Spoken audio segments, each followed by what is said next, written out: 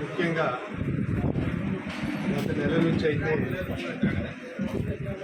ఈ ఎలక్షన్ ఓటమి దాని గెలుపు కానీ కారణాలు ఏంటి, కార్యకర్తలతో అంతా కూర్చొని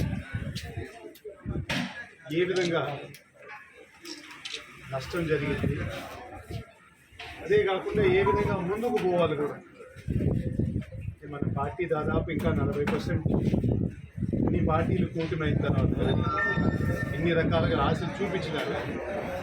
ఇంకా 40% అయితే 40% అయితే మన జగనన్న నమ్ముకొని ఇంకా రాబోయే రోజుల్లో దాన్ని మళ్ళీ 50% ఏ విధంగా చేయాలని చూపించి ఆలోచించారు.